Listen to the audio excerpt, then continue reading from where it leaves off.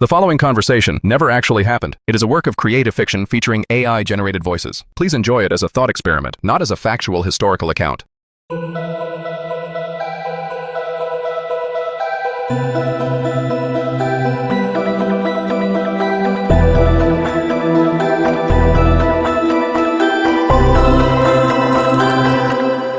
This is the Time Capsule Lounge.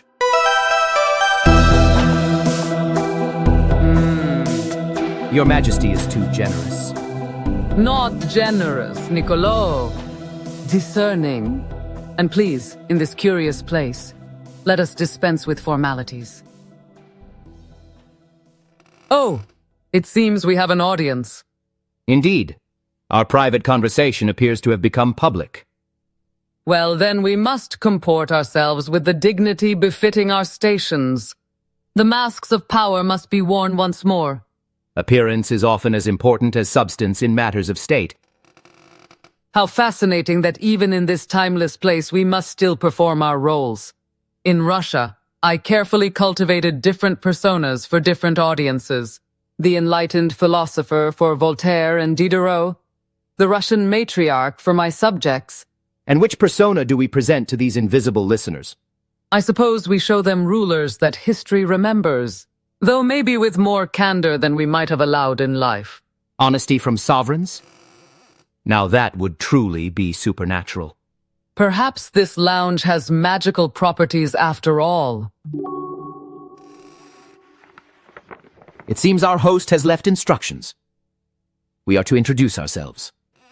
How curious. Please introduce yourselves to our listeners. Very well. I am Yekaterina Alexeyevna, Catherine II of Russia, though history has seen fit to call me the Great. Born Princess Sophie of Anhalt-Zerbst in what you would call Germany, I came to Russia at 14 to marry the heir to the throne. In 1762, with support of Imperial Guard, I ascended to become Empress of all Russia, a position I held for 34 years. During my reign, I expanded Russia's borders, corresponded with great minds of the Enlightenment, reformed education, and attempted to modernize Russian law, though not always successfully.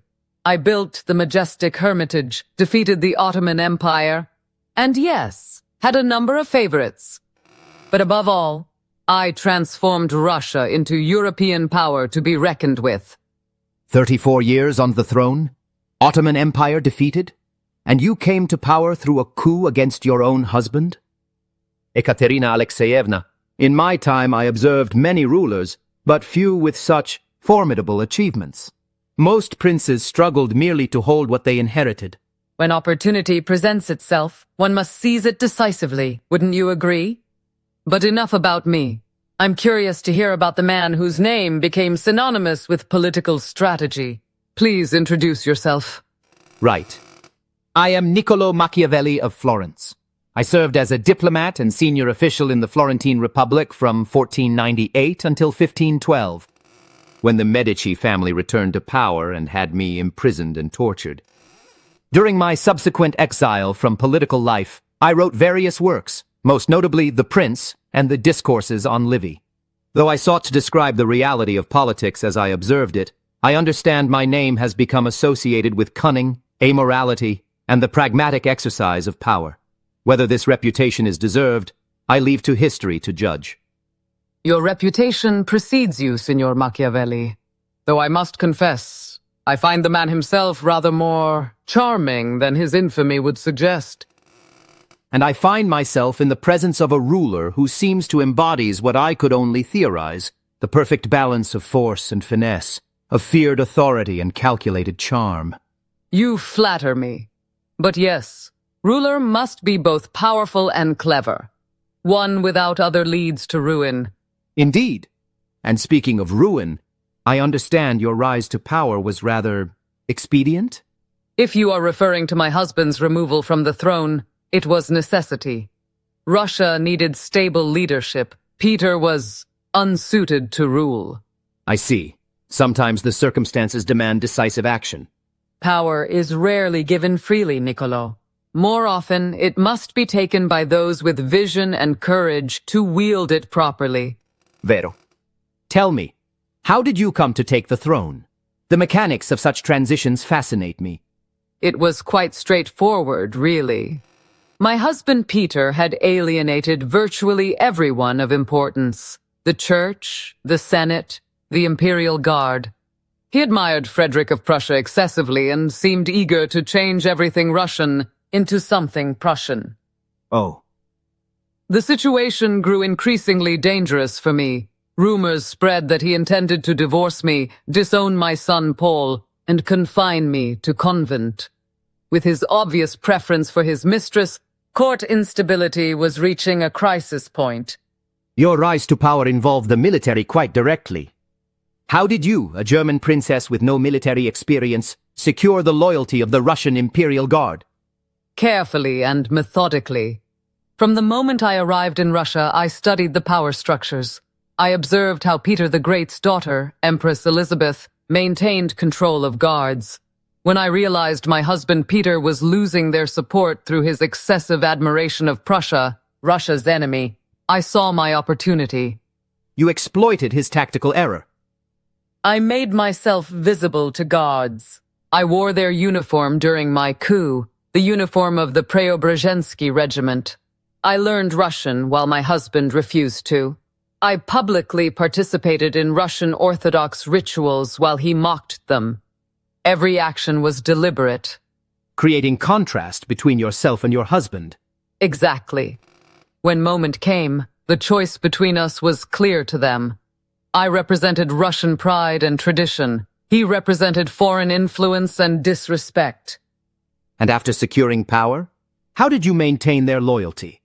Generously, but carefully.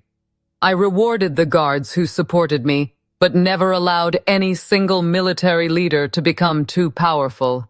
I balanced military authority among several trusted commanders, and I made sure to appear at military reviews and celebrations, always reminding them their empress valued their service. You never let them forget who commanded them. Classic strategy. Reward loyalty but prevent any rival power center from emerging. I also ensured that guards officers received excellent training and education. Educated officer is often more loyal than ignorant one. He understands the complexities of governance and necessity of order.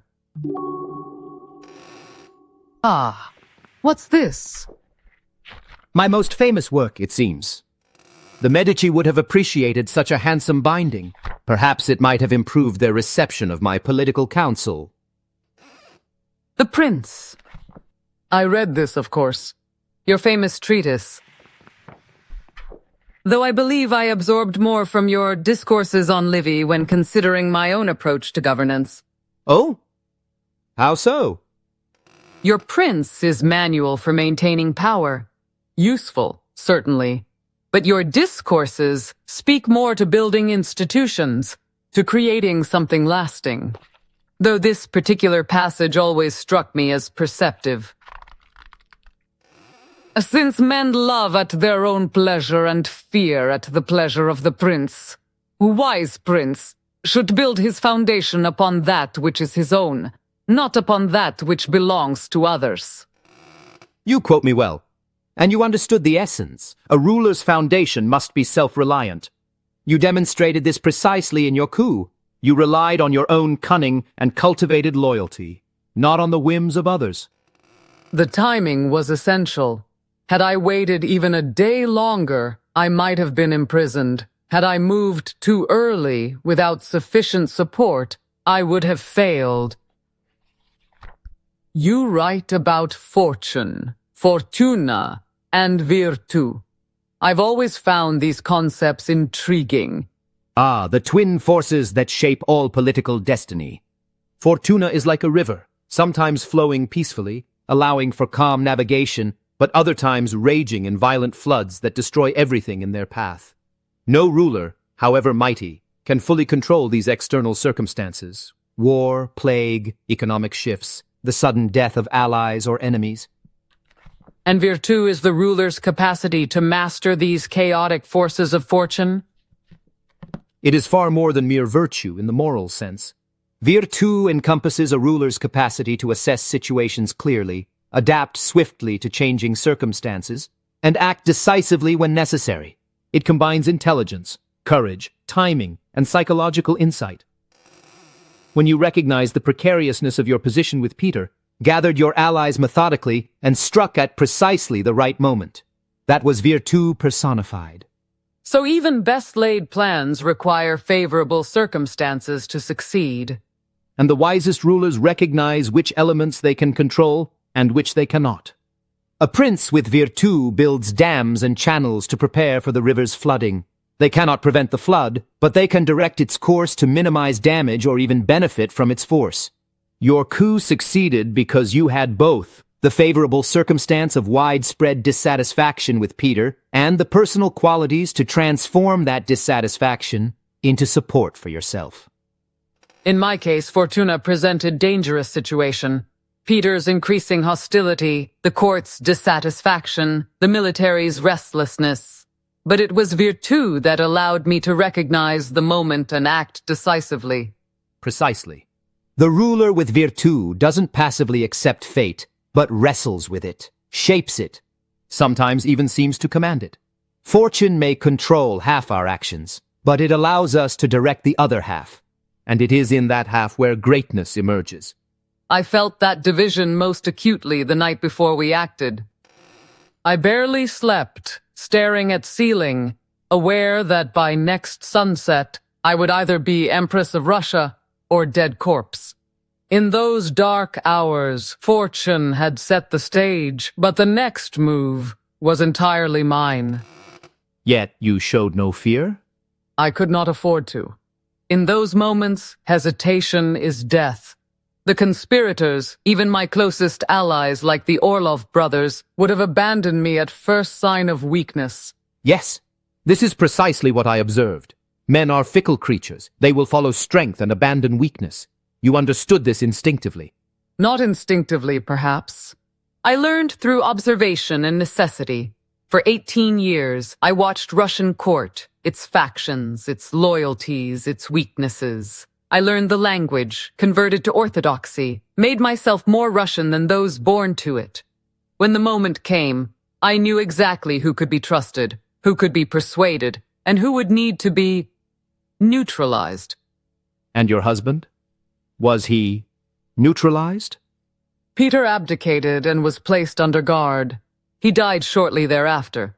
Some say he was killed by Alexei Orlov in a drunken brawl, but I never ordered his death. But you did not prevent it either?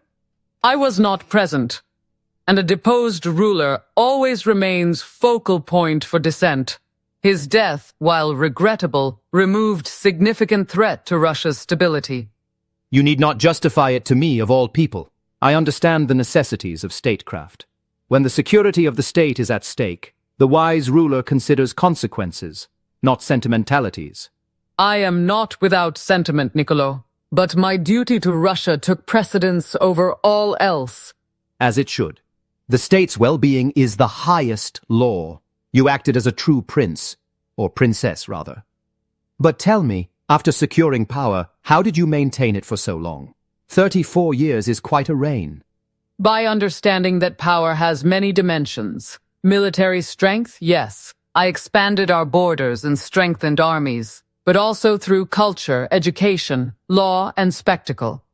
Power isn't just feared. It must be admired, even loved when possible. You speak of love. As you may have read in my treatises, if a ruler cannot be both feared and loved, then it is safer to be feared. And yet, I managed both. The nobles feared my resolve. They saw what happened to those who plotted against me. But common people loved Matushka. I built schools, codified laws, brought art and culture. I was careful to appear in public in modest Russian dress during religious festivals. I played to the Russian love of motherhood and tradition, even while bringing European ideas to the court. A sophisticated approach. You created multiple sources of legitimacy for your rule. Yes, and among those sources was my reputation as an enlightened monarch. I corresponded regularly with the great European thinkers of my time, collected their libraries, and incorporated their ideas into my governance, at least where practical. Tell me more about these Enlightenment ideas that so captivated you. In my time, governance was still deeply entwined with religious authority. The Enlightenment placed reason above superstition, science above dogma. Voltaire, Diderot, Montesquieu, they envisioned societies guided by rational principles rather than tradition alone. And you believed such radical notions were compatible with absolute monarchy? I saw no contradiction. In fact, an enlightened monarch could implement rational reforms far more efficiently than chaotic republic. Russia's vastness and diversity required strong central authority. Without it, the nation would fragment into feuding regions. Yet these philosophers often criticized absolute power, did they not? Indeed they did, while accepting my patronage and praise. Voltaire and I exchanged over 200 letters. He criticized despotism in theory while flattering me in practice. I found the contradiction rather entertaining. Ah, my nakas! How remarkable to see it again. What is this text? My greatest legislative work, or attempt, at least. After ascending to the throne, I secluded myself for 2 years to write this document, drawing on Montesquieu, Beccaria, and other Enlightenment thinkers. It was to be the foundation for a new legal code for all of Russia. The purpose of all society is the welfare of the people. Equality consists in the citizens being subject to the same laws. These are progressive principles, Ekaterina. Almost radical. I truly believed in them. I organized the Legislative Commission in 1767 with representatives from all free classes, nobles, merchants, even state peasants, to draft a new code based on my nakas. And yet I see you preserved serfdom, essentially slavery, for most of your population. Reality often constrains idealism, Niccolò. You of all people should understand that. I did believe serfdom should eventually end, but abolishing it immediately would have turned the nobility against me. They would have deposed me at once. The wise prince never antagonizes the powerful unless he can neutralize them first. Your caution was prudent. The Legislative Commission ultimately produced nothing concrete. When the war with Turkey began, I had convenient excuse to disband it. In truth, Russia wasn't ready for such dramatic reform. Or perhaps the reforms were not truly in your interest. A population with rights might demand a say in governance. I genuinely desired progress for Russia. But after Pugachev's rebellion, when thousands of common folk rose up, committing atrocities against landowners, I recognized that education must precede liberty. Ignorant free man can be more dangerous than educated peasant. So you focused on education instead? Precisely. I established Russia's first state-funded schools for girls, the Smolny Institute. I created Commission for National Schools and built hundreds of schools across Russia. I believed education would gradually transform society without the bloodshed of revolution. A strategic compromise. Appear progressive to Europe, maintain control at home, and plant seeds for future change without risking immediate instability. You understand the delicate balance of rule, Niccolò. Sometimes, appearing to move toward change while carefully controlling its pace is the wisest course. Your political instincts are remarkable, Yekaterina. You understood something that eludes most rulers, the difference between damaging vices and merely inconvenient ones. The truly dangerous failings are those that cost you your throne, alienating the military, bankrupting the treasury, appearing weak to enemies. When these don't threaten your power, why sacrifice useful pleasures merely to appease moralists? Precisely. I cultivated reputation of an enlightened monarch among European intellectuals. This strengthened Russia's standing and my own legitimacy. Whether I fully implemented these ideas was secondary. Tell me about your correspondence with these philosophers. Did they influence your governance in practical ways? Well, Diderot visited my court in 1773. We spoke for hours each day for several months. His ideas were brilliant, but utterly impractical. I once pointed out to him that he works only on paper, and paper accepts anything. Paper is smooth and flexible, and offers no obstacles either to your imagination or your pen. While I, poor Empress, work on human skin, which is far more irritable and ticklish. Well said. The gap between theory and practice is ever the challenge of governance. You know I purchased Diderot's library. He needed money, and I allowed him to keep the books until his death, even paid him salary as their librarian. I also bought Voltaire's library after his death. Supporting these thinkers burnished my reputation while giving me access to latest ideas. A clever investment. Reputation is a currency as valuable as gold in international relations. You know, many critics have suggested I merely appeared progressive while maintaining the status quo. That's not entirely fair. Beyond what we've discussed, I secularized church lands, established religious tolerance, reformed local governance, encouraged inoculation against smallpox.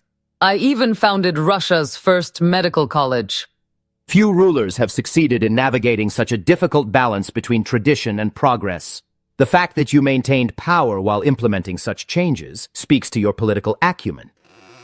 You know the nakaz itself was revolutionary enough that it was banned in France.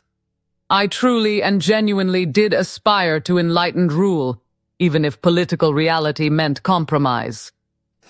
This enlightened absolutism of yours sounds like an elegant solution to the fundamental problem of governance: how to implement change without triggering revolution. That was precisely my aim. Russia needed to advance, but at pace it could sustain. Too rapid change invites chaos. Too little breeds stagnation. I sought the middle path. It's fascinating to see how some of the ideas I explored developed into a coherent philosophy of governance. Tell me, Niccolò, what do you make of my attempt to bridge idealism and pragmatism? In your eyes, did I succeed where others failed? Well, you ruled for 34 years, expanded your empire, and died peacefully in your bed. Rare accomplishments for any monarch. By those measures, you succeeded brilliantly. Whether your enlightened ideals truly took root in Russia, that judgment belongs to history. And history, I find, is rarely kind to female rulers. My achievements are often overshadowed by gossip about my personal life. Indeed. People prefer simple narratives to complex truths. Perhaps that's why my name became synonymous with ruthlessness, while my Republican ideals in the discourses are frequently overlooked. To being misunderstood by history, then. And yet remembered nonetheless.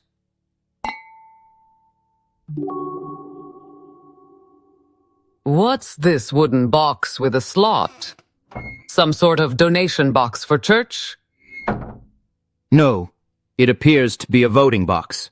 We had similar devices in Florence for council elections, though this one seems more substantial.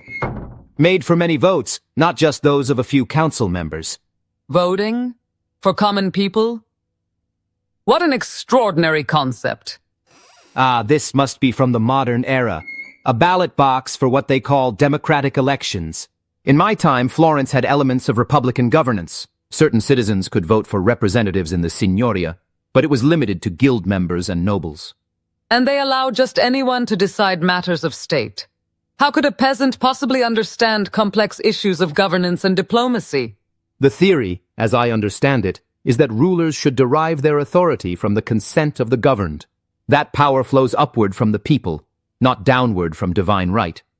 A recipe for chaos. My Russian peasants couldn't even read. How could they possibly select capable leaders? Yet I suspect the reality is more complex. Tell me, Yekaterina, when you needed the support of nobles or the church, did you not carefully shape how they perceived you and your intentions? Ah, I see where you're heading.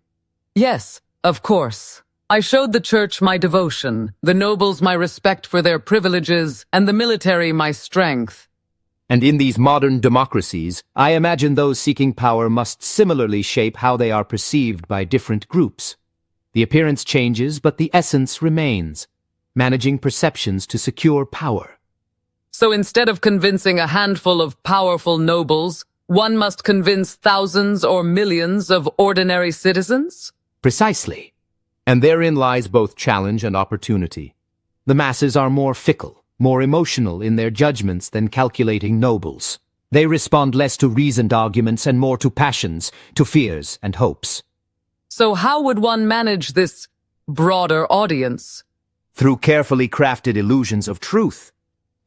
In my writings, I noted that for a ruler, there are times when the appearance of virtue is more important than virtue itself. Not because virtue is unimportant, but because perception shapes reality in the minds of those who judge us. Tell me more. During my diplomatic missions, I witnessed how the most successful leaders mastered the art of necessary deception.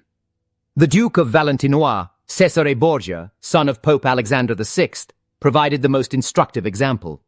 Oh, the infamous Borgia family. Their reputation reached even Russia. Even to Russia? Fascinating. Well, in 1502, Borgia faced a serious threat. His own mercenary captains, the Orsini and Vitelli families, had become disloyal, secretly communicating with his enemies. Rather than confront them directly, he feigned ignorance of their betrayal. He sent warm letters, offered generous terms, and convinced them to meet him at Senegalia for reconciliation. And when they arrived? He separated them from their guards, had them seized immediately, and by evening the ringleaders were strangled. Ah, how brutally effective. But what makes this more than mere brutality was the aftermath. Before Borgia's rule, the Romagna was chaotic and lawless. After this decisive action, he established effective governance. The deception, while severe, brought stability where there had been only suffering.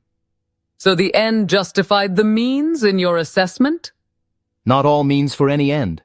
But when deception serves the greater stability of the state, yes. I judge actions by their consequences for the people, not merely by abstract moral principles. Yes. And there are times when truth itself becomes liability, you know.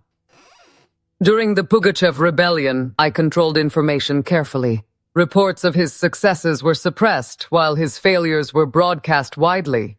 Had I allowed unfiltered news to spread, panic might have followed. This understanding is central to effective rule. The truth that serves the state is the truth that should be told. Sometimes complete honesty creates unnecessary dangers.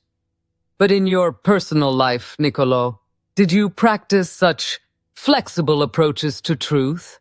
In diplomacy, certainly, it was my duty to Florence. But in my private writings and with close friends, I valued honest discourse. My letters to friends contained my unvarnished thoughts. There's a certain freedom in private honesty that balances public necessity. I felt the same in my correspondence with my closest advisors. Only with them could I express my true doubts, fears, and ambitions.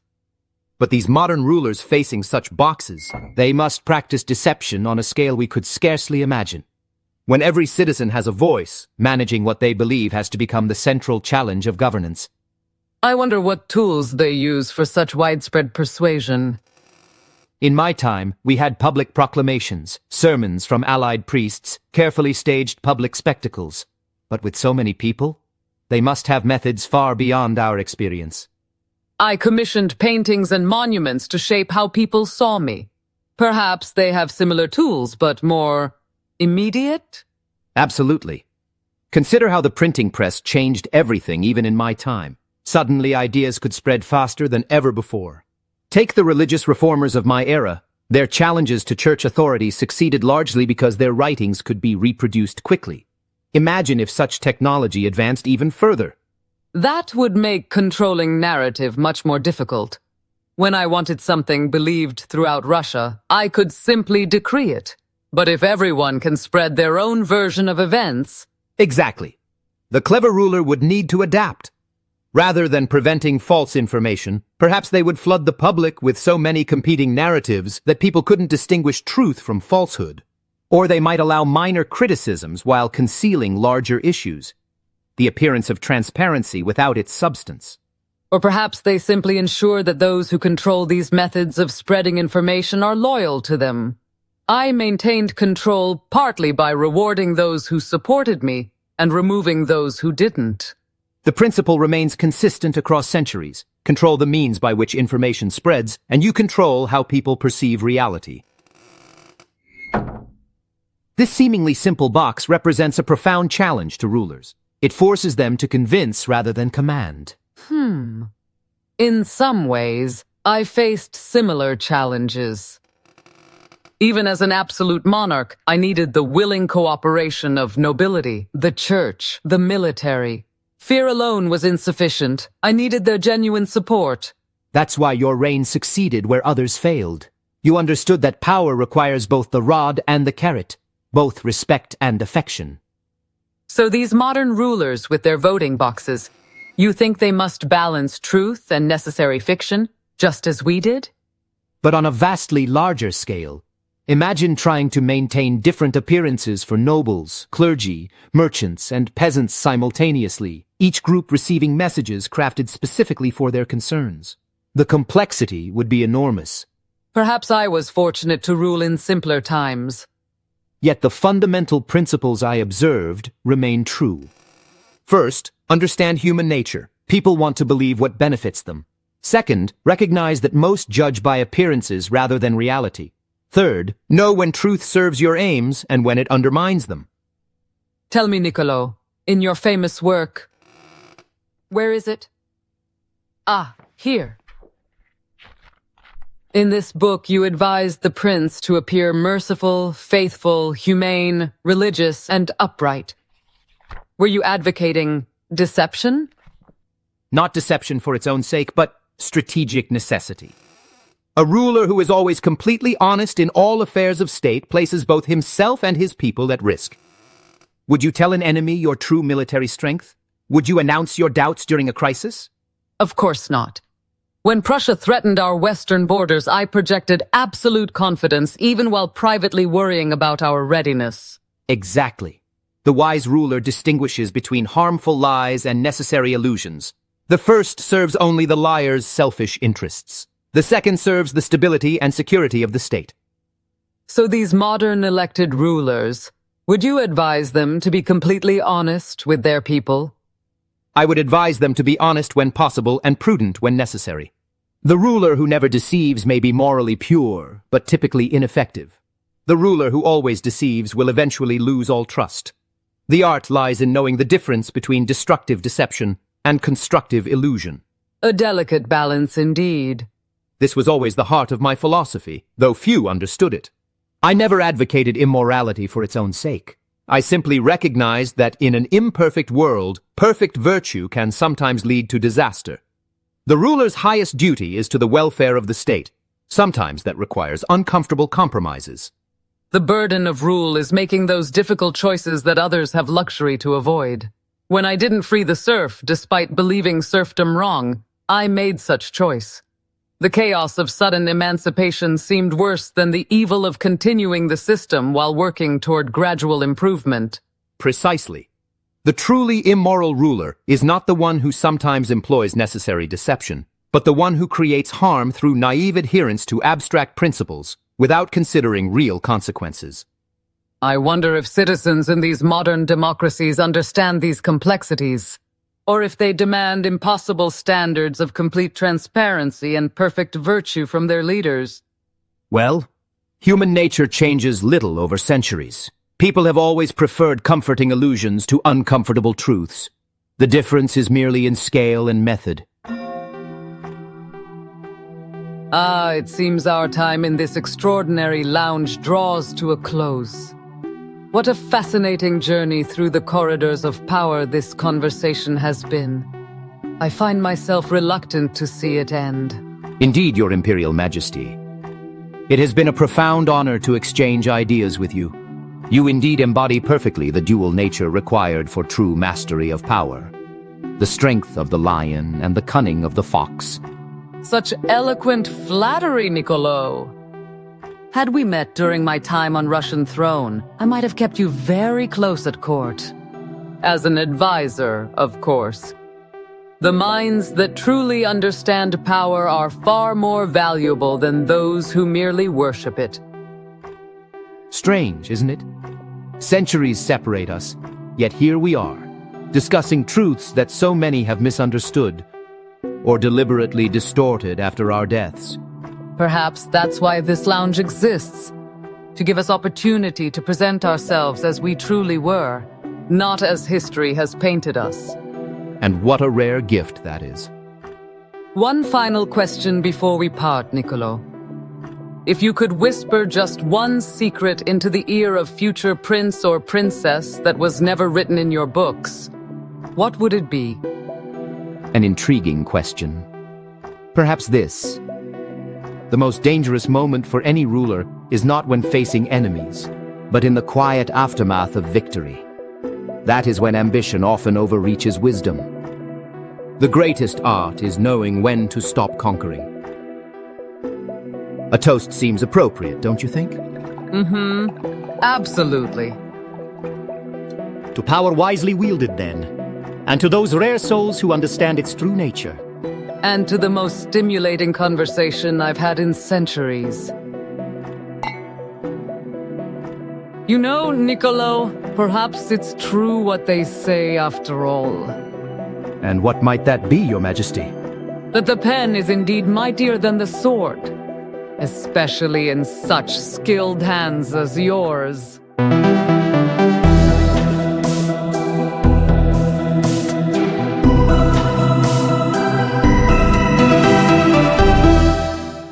Thank you for listening to the Time Capsule Lounge. Back our passion project at patreon.com/timecapsulelounge and help us keep summoning the extraordinary for unexpected timeless talks.